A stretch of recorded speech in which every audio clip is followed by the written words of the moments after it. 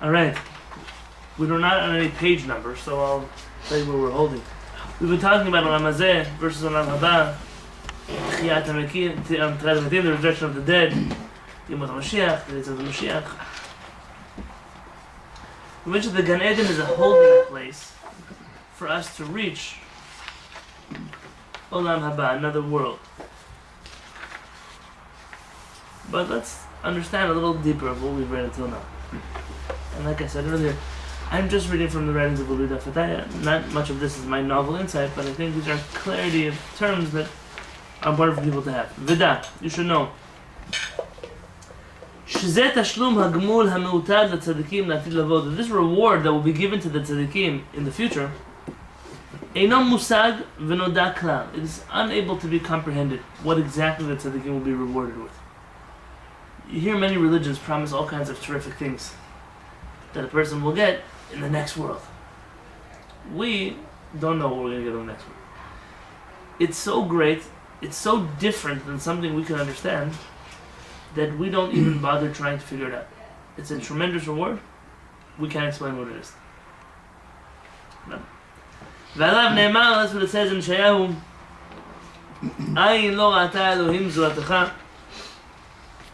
Just play off of these words of your eyes can't even comprehend what it is that you're seeing. Because it's a spiritual reward. It's not physical. It's like you say you're getting a whole ice cream truck. You're going to get all the money in the world. It has nothing to do with concepts that are so trivial like physical matters. These are spiritual concepts.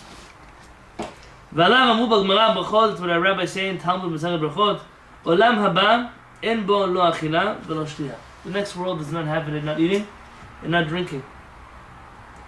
Ela, rather, what does it look like? Tzadikim yoshvim, the tzadikim are sitting down. V'aterotehem v'roshem, and their atarot, their crowns are on their heads. V'nehenim miziv hashchina, and they're receiving tremendous reward, tremendous pleasure from basking in the presence and the aura of the Shekhinah. It's like a reward to be around the Shekhinah. That feeling is so tremendous. That's their reward. There's no eating. There's no drinking. The tzaddikim are sitting. They're not eating. The tzaddikim are sitting. There's the body. They're sitting, so their body is there. And they're just basking in the light of the Shekhinah. But I thought that when you died, your body's still on the ground and you're still Gan Eden. It resurrects. Now we're talking about... Well, Gan Eden is not the place of reward. This is what we mentioned last time. That's the waiting. This is not about the waiting area. This is about the future. Okay. And even though we said above, שהצדיקים שבעולם הבא הם בגוף הנפש, the tzadikim in the next world are in body and soul. עם כל זה, גופם מתקיים מהנת זיו השכינה. So you say, if I have a body, what are they going to eat and drink? I mean, your body needs food. It needs to be maintained, nourished somehow. So in the next world will be a reality. The body is nourished from being in the presence of the Shekhinah. כמו שהתקיים גוף משה רבנו עליו שלום, בעומדו בהר סיני 40 יום ו40 לילה. In the same way Moshe Rabbeinu's body was nourished when he was on the mountain for 40 days, 40 nights. Exactly what I was thinking, yeah. Because, yeah, he was a body. Sure, he was a person. He wasn't not a person. But food is not the only thing that can get a body through. That concept is so far removed from us, though, that we will have a hard time understanding that. Mm-hmm. You know, you can love someone very much and love being in their presence, but at the end of the day, you'll get hungry. You're going to leave their presence to go eat something.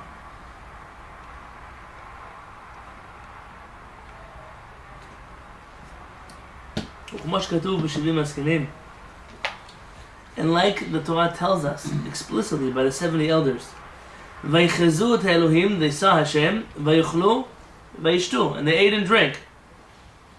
That's what the Torah says. But Onkelos writes in his translation, "V'havo chadan bekorbanehon." They were joyful. You could probably translate this as their sacrifices, but from what I understand in context is in their closeness and their proximity to Hashem, they were so happy, ki'ilu achlin v'shatan, as if they were eating and drinking. Torah says they were eating and drinking. But it's a minute. Says Onkelos, They weren't actually eating and drinking. What are you eating and drinking in Shamayim? But it was their closeness to HaKadosh Baruch Hu that nourished them. שהרי גם גופם של צדיקים הוא יגיע וקיים התורה והמצוות כמו נשמתם, because the body also worked hard on the Torah mitzvot like the soul did, ולכן גם הוא נוטל שכר טוב בעמלו. So it also deserves to get rewarded. שנהנה מזיו השכינה כמו הנשמה. And therefore it merits the same reward as the soul does. See, it wouldn't be fair for the body to get a lesser reward than the soul does. The soul gets the reward of being close to its creator, to its original source. Why should the body just be given a carrot or a chocolate cake? It's given a fitting reward, which is the body is going to realize that clash that they thought between body and soul is not really. The body enjoys the proximity to the Shekhinah the same way the soul does. If reincarnation takes place, so which body is it? I know this is not an awful question, but is it the very first body or is it just I don't know. Only Marlene, the next chapter is on reincarnation. The probability is we're going to be studying this book for a few more weeks. That's the probability. Because once we open up this can of worms, we have to finish this can of worms, and this can of worms is it's like a wholesale-sized can of worms. That's I have a question. Sure. I can't promise I understand what I'm talking about, so I can't promise to answer your question. No, for sure. This one about the 70 elders when they sat and ate and they were satisfied. Like the Onkelos says, that's how they described it in order to describe what they were feeling. But doesn't that take away from the Pashat? Pshat, you could translate it, they ate and drink. Right. Doesn't go against the Pshat. Here, we're not reading Pshat. We're not in the realm of Pshat right now. No, I understand, but so, I thought when you go through Pardes, it has to all still stay the same. You can't. Not necessarily. The Kabbalists would tell you that how could you eat and drink? Meaning their Pshat is that you can't eat and drink up there. So eating and drinking is not Pshat. Rather, there must be something else that was similar to eating and drinking that they were actually able to do up there. People always like to say that the Kabbalists are not rational. They're not rational because we don't understand what they're talking about. But in their head, in their context, whatever they're saying makes sense to them. And they know that in whatever place the Shivim Skinim were, the 70 elders were, they couldn't have actually been eating and drinking. So their question is not our question. Our question is, well, it says eating and drinking. How come you're translating it not eating and drinking? Maybe it just means they get nourished. Yeah, but he's saying what forced you to read it that way? There's no prompt in the text to read it that way. After the Mekubalim, they know that they can't read it the way that it's written. It can't be. It's just not factually correct. The difference, how do you read it? It must be that it's referring to something else. Coming from two very different directions. I got you. I understand that. Maybe I don't know that you have to bow your head and accept that, but no, I get what you're saying though. They're not like in a normal realm like a world where you would need Moshe didn't need food. So were the 70 elders in the same level as Moshe at that point? Not at the same level. Nobody's in the same level as Moshe, but comparable in the sense that they were in a very spiritual realm. It's like if you have figurative language, you don't take it literally. I mean, you could translate it literally in a way, but you don't. It doesn't necessarily mean the literal meaning. Maybe it's like that. Correct, but this pasuk in the Torah is very. It pretty much says that they saw Hashem and they're eating and drinking. It contradicts what it says in the Torah. I've even read in just regular the normal what you find in the Chumash commentaries questioning that how they're in pretty much in Shamayim in the presence of Hashem and they just sit and eat what kind of this question was brought up. Yeah, true. That's a pshat question. Yeah. How could you be sitting in front of Hashem eating and drinking? Well, when they say an eye for an eye, this is a literal translation, but that's not really what we mean. So it's a very simple. There are interesting commentaries about it. Is that what it meant, then we change it? Or is that what it always meant? And if that's what it's always meant, why didn't I just write what it meant? Why did it write it this way? The Torah doesn't write everything absolutely crystal clear so you can have a look and then you understand the whole But imagine if you were a skeptic and you would look at this pasuk, it seems like Onkelos is forcing a reading here. So we have to say, so what prompted him to force read? But so much of the Torah is like that. I mean, you don't take that's not a good thing. Just because everybody does something doesn't mean it's right. The So question we're that's asking what is, let's say I was explaining this to an outsider. Someone who doesn't appreciate Onkelos or the fact that he translated the Torah Ruach HaKodesh. So what made him read it the way it is?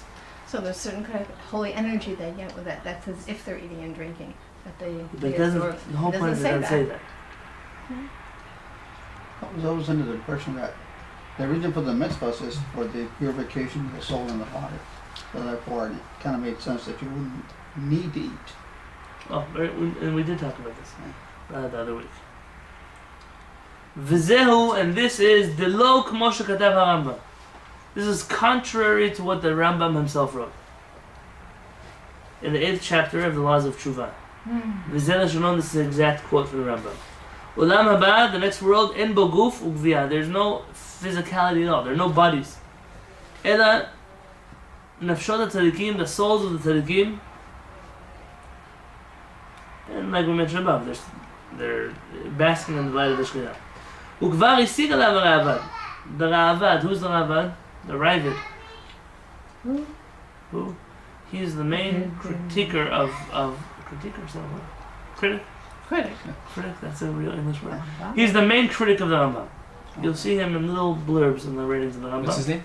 And Rabbi Avraham ben David, I want to tell you, but there's a bunch of Ravads, and I'm never sure which one is which one, you should know. Yeah. Oh. Rabba. R-A-B-A-D. Or I-B-A-D. In general, the term Reish Aleph Bet Dalet stands for Rosh Av Bedin, the head of the Bedin. But, what's it?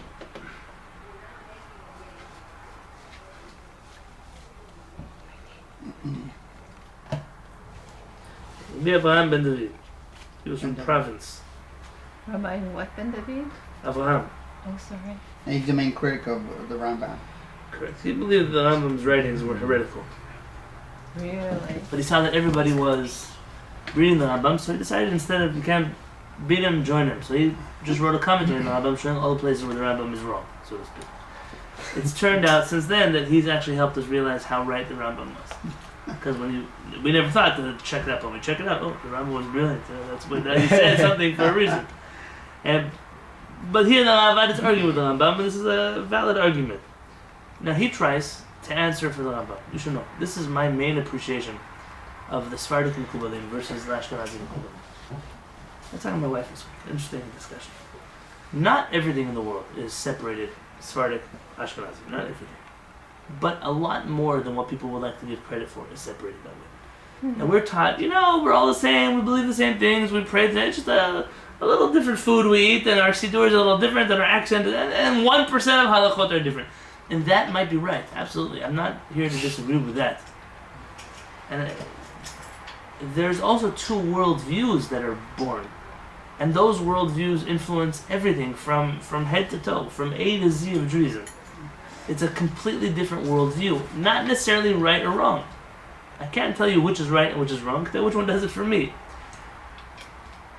There are Ashkenazi Mekubalim, absolutely. They have less of a loyalty to the Rambam than the Sephardic Mekubalim do. You see, you want to be a Kabbalist in the Sephardic country, that's great. You're already weird.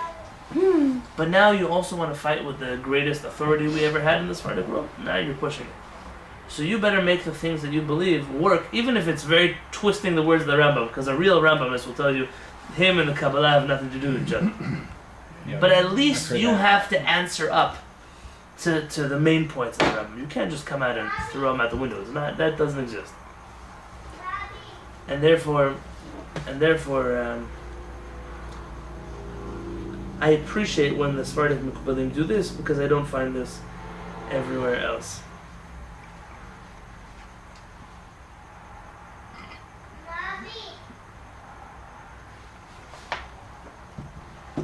So he writes, it could be that this is what the Rambam meant. It could be the Rambam was of the opinion of that what the rabbis wrote in Gemara Brachot, the next world doesn't have eating or drinking.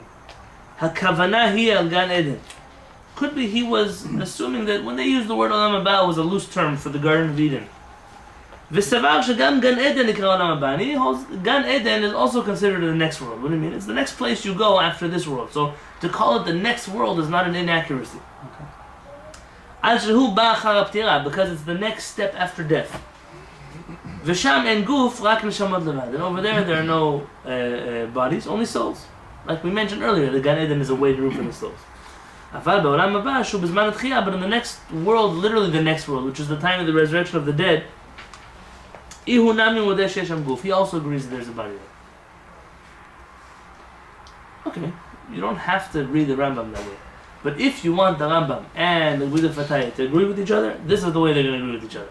Is when the Rambam uses the word Olam Haba, and he quotes the Gemara that uses the word Olam Haba, that's not necessarily referring to the next world as in a whole new creation, but just the next stop on the journey, which is Gan Eden.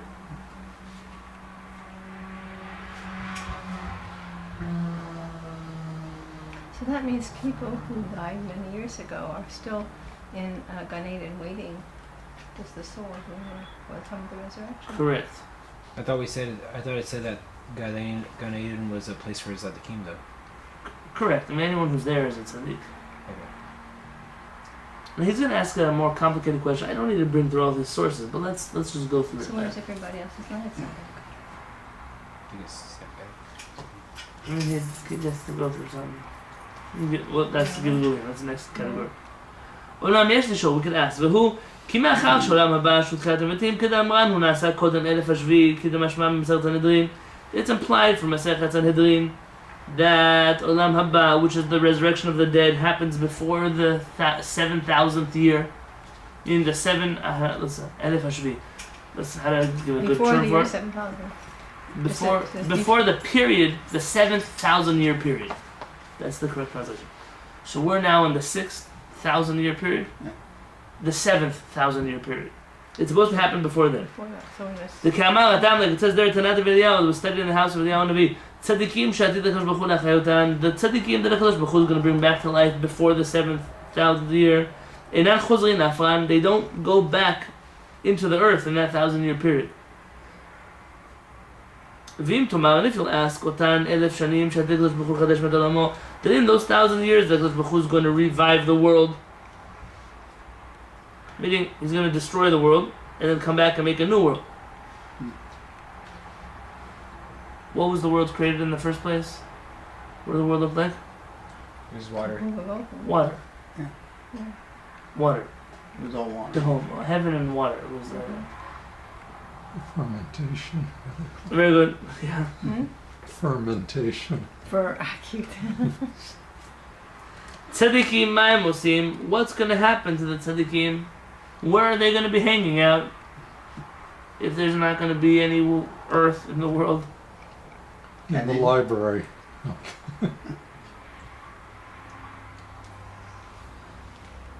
It says, HaKadosh Baruch Hu said to him, Knafayim kansharim, he makes them wings like an eagle.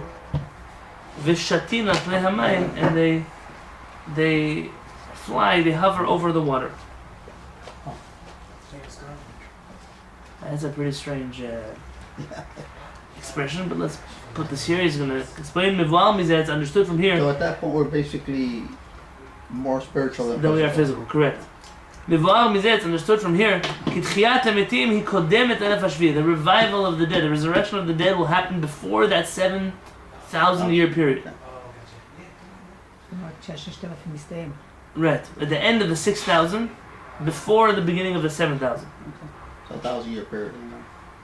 Shehu b'hamir, okay. Uzma melech HaMashiach, he kodemet et tchilat hametim. The time of the King Mashiach is going to be before the resurrection of the dead. Ki b'zman melech HaMashiach, adayin hakorbanot nagim, because we know that during the time of the King Mashiach, the sacrifices will come back into effect. K'mo she'anachnu omrim b'tfilat hamusafim, like we pray for in the Musaf service.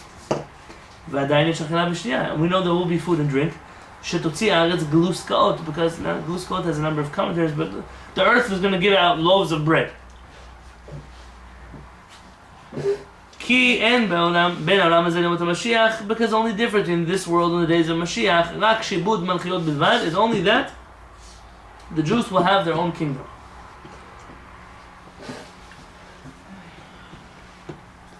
V'chen anachnu omrim b'Birkat HaMazon. That's what we say in Birkat HaMazon. Harachaman, this is the Sephardic Birkat HaMazon. There's a reason why it says it this way. Harachaman v'yichayenu, Hashem will give us life. V'yizakenu, and let us merit. V'yikarvenu, and bring us close limot HaMashiach, to the days of Mashiach. Ul chayei olam haba, and also to the days of the next world. Ki b'tchila yomot melech Mashiach, because the first period is going to be the days of the King Mashiach. V'achar kach yeh olam haba, and then it'll be the next world. U'me'achar shechayei olam haba kodem elef hashvi'i kedamran, and because olam haba comes before that the 7,000 year period. Therefore, the days of Mashiach have to happen before that 1,000 year period. So everything has to happen before the 7. Correct. Oh, now there's the question. Now you have to ask the real question. So it has to happen before the 6,000 year. Correct. Due to our great sins, we've passed, and I'm going to edit it to our version. That's past 5,777 years. Yeah. What's the math? What's left we have? 223 Very good. We have 223 years left. or less, 6 months less. ועדיין אפילו למשיח לא זכינו. We haven't even merited yet to the Mashiach. What do you mean? To the revival of the dead and then the Olam Haba? We haven't even accomplished any of that yet. ואם כן, and if that's true, מתי ימלוך מלך המשיח? When is the King Mashiach going to reign? ומתי יהיו חיי העולם הבא? And when are we going to have time to have this existence called Olam Haba, the next world? We're running out of time. Vayen b'Sefer HaBrit, and look at the Sefer HaBrit. I studied recently with you the Sefer HaBrit in our Shabbat afternoon class. There's Pinchas Eliyahu Horowitz from Vilna, who wrote about the importance of studying and having a profession and learning Torah and secular studies, and was a big Kabbalist. And he writes there, he answers this question, ותראה לפי מה שכתב הרב המפרש שהספר התמונה, a commentary on the book called Sefer HaTmuna, שלעתיד לבוא יתארכו הימים והלילות, that in the future the days and nights will get longer. Really? כי בכל 7 ימים ישנה השמש מהחול, because every 7 days the sun will change its path. And there's some kind of secret of 7 yamim, 7 days, every 7 days, something changes 7 days. Basically, the world has a lot more time to it than what it looks like. It may be really 6,000 years, but the years and days are going to be different than what you calculate years and days. Why? Is that because Hashem knew that we wouldn't be ready? It seems like this is some kind of secret of 7 days that the Kabbalists always knew about. But, and I say but here. V'ani baniuti, and I in my humility, meaning I did it humbly, dachiti dvarav, I pushed off his words. I don't think he's correct. B'sifri Betlechem Yehuda shel Etz Chaim. One day I'll merit to have this set. I was once going to buy it. I said, I can't even understand the Etz Chaim. I don't understand the commentary of the Etz Chaim, but okay, well, one day Hashem will open up my eyes, and I'll be able to study these things again. You should know. I say this with a lot of anava, not to say anything bad. Outside of Israel, at least for me, I can tell you, my brain has a much harder time grasping concepts that I didn't learn already before.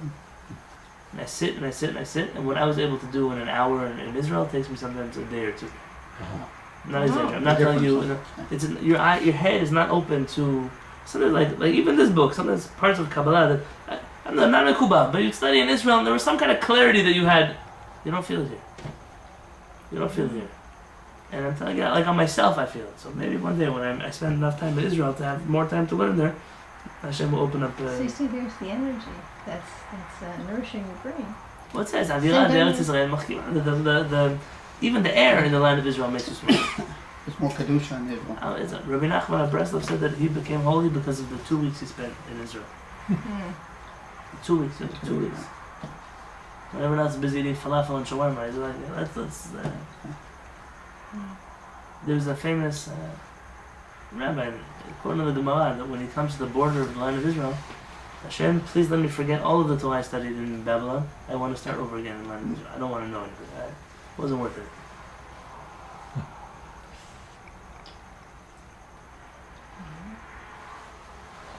So it says, I in my humility pushed off his words.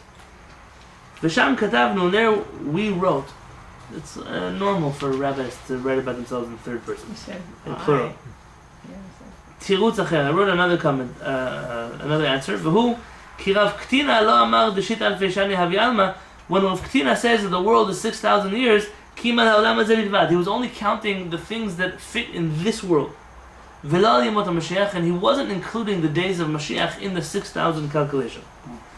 V'kol sheken shelo amar olam haba. Of course, he wasn't counting olam haba. Not enough time in 6,000 years for olam haba. Ki shnehem einam michlal olam hazeh, because neither the days of Mashiach nor olam haba have much in common with this world, and therefore it would be improper to count them together. Dehachi muchach mimenu ad Shmuel b'brachot, and we already have the teaching of Shmuel in Masechet Brachot. De'amar, he says, En ben olam hazeh lemot HaMashiach el yishuvah l'chut bevad. There's no difference in this world and the days of Mashiach, except for that the Jews will have their own kingdom. Kamar en ben haolam hazeh, v'lo kamar en ben hazman hazeh lemot HaMashiach. And when he makes this difference, he says there's no difference between this world and Yemot HaMashiach. He didn't say no difference between now and Yemot HaMashiach. You see from his teaching that Yemot HaMashiach are not included as part of this world at all. He didn't ask, what's the difference between now and Yemot HaMashiach? But he said, what's the difference between this world and the days of Mashiach? Because Yemot HaMashiach have nothing to do with this world. It's also proven from Masechet Brachot, where it says, the Chachamim Omrim, our rabbis tell us, Yemei Chayecha Haolam Hazeh. We have this in Haggadah. Kol Yemei Chayecha Le'avim Yemot HaMashiach. V'tam shelo yichnisu Rabbanan Yemot HaMelech HaMashiach B'chal Haolam Hazeh. The reason why our rabbis don't give you the days of Mashiach in this world, they don't count it together. Shehu Shita Alfei Shana, which is 6,000 years. Hainu Tama. The reason is Mishum Duro Psika Lahu LeRabbanan Kama Shanei Havi Melech HaMashiach. Because we don't know, our rabbis are not clear as to how many years King Mashiach will reign. There's a famous Rashi in the Gemara that says that most of the teachings of our rabbis concerning Mashiach, there are a few things that are mentioned explicitly in Tanakh that we know must happen in the days of Mashiach. But the rest, like what day he's going to be born on, or all these things you see in the Gemara, what the world's, all of these are guesswork based on the prophecies that our prophets give us in the Nevi'im. But Rashi says our rabbis don't have a tradition from Moshe Rabbeinu as to what exactly the next world is going to look like. That's why the Rambam in his Laws of Mashiach says don't spend so much time on this. It's not certain that all the things the Talmud says about Mashiach are going to happen. And it doesn't make a difference. If this thing happens before this thing, or this one didn't happen, but that one did happen, the Rambam says it will not shake our emunah because none of it is a tradition from Moshe Rabbeinu on Mount Sinai. There are a few things that are, and the rest of it is simply we're trying to understand what Yeshayahu was trying to say, what Yechezkel was trying to say, what Yirmiyahu was trying to say. It's an argument between the rabbis in the Mishnah and the Talmud. Like we learned in Sanhedrin. Rabbi Eliezer says Yemot HaMashiach 40 shana. The days of Mashiach will be 40 years. Rabbi Elazar ben Azariah Omer 70 shana. Rabbi Elazar ben Azariah says it will be 70 years. Rabbi Omer, who's Rabbi? Rabbi Yonatan Halevy says Shlosha Dorot. It will be 3 generations. Rabbi Dosa, he says, Omer 400 shana, 400 years. Rabbi Omer Shasa shana. What is Shasa? 365. So, you say rabbi and rabbi, but they're all different people. I said Rabbi this and Rabbi that. Tana Avimi says, Yemot HaMashiach Shiva Alfei Shana. He says the days of Mashiach are another 7,000 years. Rav Nehorai, Rav Yehuda Amar Shmuel. Rav Yehuda says in the name of Shmuel, Yemot HaMashiach, the days of Mashiach will be as long, Kimiyom Shenivra HaOlam V'ad Achshav. From the time since the world was created until today. And he explains here, it's not he was living like 2,000 years ago. Rather, Pirush Ad Hayom She'yavo. Meaning, the days of Mashiach will be as long as from when the world was created until when the Mashiach will come. That's how long the days of Mashiach will be. Rabbi Nachman says, Ki mimei Noach v'ad achshav, from the days of Noach until now. They should understand. The Mekubalim, when they read these words, like I once did with you here on Pesach, I went through the different rabbis said, oh, in the sea there were 50 plagues, or there were 200 plagues, or 250 plagues, or there were 10 plagues, or there were 40 plagues. All of those meant different things. The names of the rabbis alluded to different ideas, different angels, different... When Mekubalim read such a sentence, they understand in here a lot more than... There's a reason why this rabbi says this many years, and that rabbi says that many years, and not all of the 4 worlds of the Torah are open to us at any given time. But what I can tell you is sometimes when people come and say, oh, Rabbi, the world is running out, how come Mashiach hasn't come yet? It's like, relax, come on. And the books of Kabbalah were not meant to be read by 3rd graders. There's a lot of depth here, a lot more nuance than the world, this is going to be 6,000 years, it's going to disappear, and then what's going to happen? Relax. Anybody who talks to you about 6,000 years, end of days, tell them to slow down. Slow down and read it like an adult. L'chen, mishum hachi, therefore, says Rabbi Dafatayim, לא הכניסו רז"ל את זמן ימות המשיח בחלום הזה. Our rabbis didn't include the years of Mashiach into the counting of this world. Why? Because which number are you going to go with? There's a number of different opinions, and we're not going to know until it happens who was right.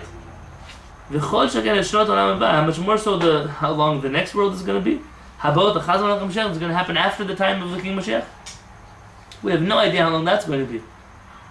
V'amru, and our rabbis say, 6,000 years there will be the world, and then one will be destroyed. It's as if the next period comes exactly after 6,000 years. And there's no interruption between them, which would be Yemot HaMashiach and Rambam. It's not true. You can't read 6,000 years, and 6,000 years begin now the 7,000th year period. That's not how it works.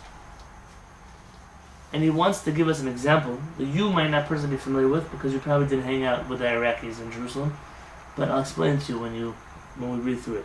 He's going to explain that you can have a break between 6,000 and the 7,000 because we do that every Shabbat. He says, "V'davar zehu domeh b'domeh." It's similar. It's not exactly similar, but it's similar. The Shivat ha'olim l'sefer Torah b'yom Shabbat. The 7 go up to the Torah on Shabbat. Shehagolel sefer Torah hu nikra shvi'i. That the last guy who closes up the sefer Torah, he's called the 7th. I mean, the last one is always the 7th. They call him shvi'i, right? Ki af al pi she'izdamen lefamim kama orchim olim ben shishi l'shvi'i.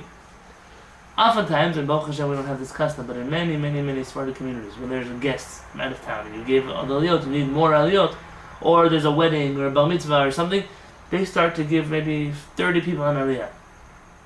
Everyone between the 6th aliyah and the 7th aliyah, you have every 3 psukim, they do a new aliyah. Even though they give so many people aliyot between the 6th and the 7th, kivan sheno davar mesuyam v'nikar kama hem, because we have no idea how many they're going to be or how many people are going to take aliyot, they're not counted from the first 6, and they're not counted from the last 7, meaning the 7th aliyah will always be called the 7th aliyah, even though you had 20 people get aliyah before him. You're not going to call him number 27, right? It's not going to work this way. כמו שמצאנו בשבת ראש חודש וחנוכה, like בשבת וראש חודש and חנוכה, שכל האורחים העולים בסבב ראשון אחרי 6 עולים, אף על פי שקורא כל אחד ואחד מהם 3 פסוקים חדשים, עם כל זה אין אחד מהם נקרא שביעי. Even if I give on the first Sefer Torah, remember what happens Shabbat Chanukah? We take out 3 Sefer Torah. And the first we read 6 aliyot, the second Torah we read the 7th aliyah, and the third Torah we read Maftir. This happens, the most Sefer Torah we take out at once is 3 Sefer Torah for this exact situation. So the first is 6 aliyah, the second is the 7th aliyah, and the last one is the Maftir. So when I have these guests, which Sefer Torah do I give them to read from? The first. From the first. When we finish the 6 aliyot in the first Sefer Torah, before we open up the second Torah, we give 20 aliyot. We give 20 aliyot, and they can come and they come with them. And they make brachot, and they don't count. Who do we call the 7th one? Ki makoreh b'sefer shei davka. We close the 6th, and we open up the 7th book, and that guy is called, with the second book, and that guy is called Shvi'i. The Vishu Amir Kaddish, because he's the one who says the final Kaddish there. So what did we just say? We said that you can have the first 7 Torah, someone get 20 aliyot, but who's called the 7th? Is the guy in the second. This is very similar to the days of Mashiach and to the next world. Ken binyan zman yemot Mashiach v'cholam haba.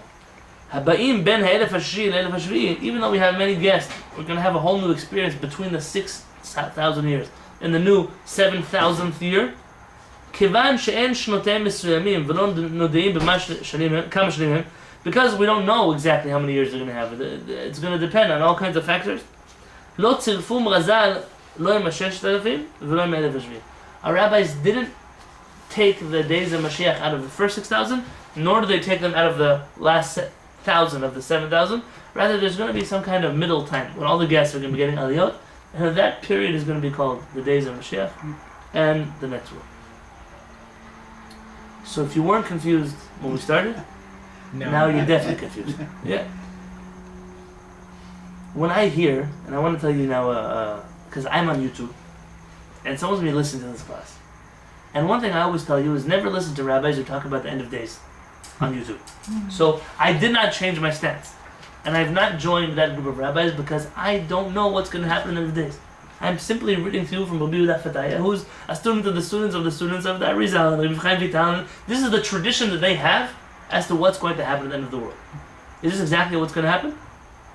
I don't know. I'm not sure. We'll see when we get there. Says the Rambam. Who knows? We'll get there. We'll find out what's going to happen. But there are a number of people, and I've been seeing them come up more and more. They have nice beards and hats and all kinds of wonderful things that make you look like a Polish settler. And they tell you what's going to happen, and the gematria of this president's name is like this, and there's only this many worlds, and because this one went to Saudi Arabia, when Saudi Arabia is in the Gemara, when you go to the Arab, and they come up with all kinds of. These people are just as sane as any other conspiracy theorist you have met in the whole world. And they love talking about this. You know, people love to listen about this. They tell you, it's going to happen, the Muslims are going to take over the whole world, and you're going to be tortured to death, and only a little 4 square feet in the land of Israel is going to be holy, and this. But relax a little bit. Our rabbis, when they spoke about Mashiach, spoke about it in 2 ways. One, with a lot of depth. Nothing was so superficial. This whole Armageddon, end of days concept is not exactly the way we view things. And the second is a little bit of humility, because the Rambam says we don't know what's going to happen at the end of days. We have a lot of guesses what's going to happen at the end of days. And if you ever want to share what you think might happen, share it the same way rabbis 2,000 years older than you have shared it. And that is, we're not sure. Our guess is it might look something like this. It might not look like something. It could be 40 years. One rabbi says it's going to be 40 years. The other one says 7,000 years. The other one says from the day the world was created until Mashiach comes. So what are they telling you? We don't know. So if they don't know, why does the guy on YouTube have to know? Why? Because he's on YouTube. Because he's famous. A little bit to slow down, to take things. HaKadosh Baruch Hu is not an evil father in Shamayim. The world is not going to... Enough of the whole scaring them. What's the purpose they do this? They're going to scare you into being more observant. They're going to scare you into, if you don't do this, then they're going to come and it's going to be another inquisition. Relax, Hashem likes his children a lot. The world is going to be okay. Is there a judgment in the world? Absolutely, HaKadosh Baruch Hu. But HaKadosh Baruch Hu is an expert in judgment. He knows exactly how to be just and how to be kind and where to be right. And that's not our job. Our job is not to scare the people of Israel. There was a famous rabbi in the Holocaust. His name is slipping me, but his name is in my notes. And there was somebody who was pushing this idea that Mashiach is going to come tomorrow. Why? Because a certain thing had happened in the concentration camps, and Mashiach is coming tomorrow because the signs in the books of Kabbalah, they all point to Mashiach is coming tomorrow. There was a Hasidic Rebbe, and he stood up and he said, I swear in the Sefer Torah that Mashiach will not come tomorrow. So says, nobody listen to this rabbi, Mashiach will not come tomorrow. So what happens then? That's the middle of the Holocaust. Like you think people had better things to do? They start saying about this rabbi that he's terrible, he doesn't believe in Mashiach. Every Jew has to believe in Mashiach come any day. This Hasidic Rebbe is on record, he swears Mashiach is not going to come tomorrow. And so someone went to him and said, Rabbi, they're telling you, you're violating the words of the Torah, you're saying Mashiach can't come tomorrow. So what happens if you're wrong? What if Mashiach comes tomorrow? He says, could be that Mashiach will come tomorrow. He said, if Mashiach comes tomorrow, I'm wrong, I'd much rather be wrong than be the other guy who's causing the Jewish people to go crazy if they promises them that it's going to come and it doesn't show up tomorrow. You have to know to weigh things. When you deal with Am Yisrael, you have to deal with Am Yisrael as a person who thinks about the whole Jewish people and then the whole world. And everybody's quick to say, all these Jews, they're not coming back in the next world. And then those non-Jews, they're never going to come back ever. It's like we have so many people we just want to throw down the drain. And relax. A little bit of anava, a little bit of humility is not going to hurt anybody. And to go back to the classic text, when you ask a person, you said that because this president wasn't elected or this one was elected, and you hold their name up in front of a mirror and it spells this word in Hebrew backwards if you're standing on top of your head on a watermelon, and they thought, oh, this is what it means, a sign from Shamayim. Ask him, tell me your source, please. Your source. Which book did you read from? Is he going to point to me and say, where's my source? I'm going to say, my sources will be the Fatayim. It could be he's not a good enough source for you, that's fine. But this is a classic Sephardic Kabbalistic source that I'm reading from. Next week's class, B'ezrat Hashem, we're going to switch over to the concept a little bit of Gilgulim, reincarnation. Now, this is only his light topic of reincarnation, which is recorded in Parshat Ekev. he has in the book of Yechezkel, like dozens of pages of reincarnations that he was involved in, souls that he spoke to, Shabtai Tzvi and his reincarnations that came to all kinds of crazy stories like this. I'm not sure we'll get that far. I'm not sure that's the kind of stuff I want to be teaching the public. Could be yes, could be not. We'll see how the next chapter goes. But B'ezrat Hashem, next week we're going to be talking about a concept you've probably heard about more from Hasidic circles than anywhere else. And that is this concept of taking out the sparks of holiness from different things, especially by eating them or by blessing next to them or by prayer. Many stories about Shem Tov. Oh, I have to go drink something next to this tree. And like, what's next to the tree? This tree has a soul inside of it. I have to uplift the sparks from that soul. This is not the normal material that I cover, but I figured since the Kuzari already segued us into the next world and the days of Mashiach, we might as well talk about some other things that have to do with that. And so next week we're going to be discussing all about the souls that are in foods. Think about it. You're eating a tomato and you don't know that really that guy's name was Gary once upon a time. And he's in your tomato because, who knows, he stole the tomato from the grocery store. Who knows why he was in this tomato. And how do you eat the tomato in a way that helps his neshama move up in the world to a cucumber and then to a dog and then to whatever else we're going to be reading in these books. This is not for the faint of heart, so if people are not into this topic, it's okay. We're not going to spend so much time on it, but enough that we can understand. And I'll give the premise again next week that not all of the Jewish sages believe in reincarnation. So this is not a fact, rather this is, according to the Mekubalim, there is reincarnation. There are even some Mekubalim who don't believe in reincarnation. Really? Absolutely. Rav Saadia Gaon, who was not a Mekubal, but he was a Gaon, so he didn't need to be a Mekubal. He holds this whole concept as a pagan one in the first place. The Arizal says what you're talking about. I see reincarnations with my own two eyes, so I can't stick my head in between them, but because I have a Lidah Fatay open, we'll talk about his approach on reincarnations, God willing, next week. Oh, yeah.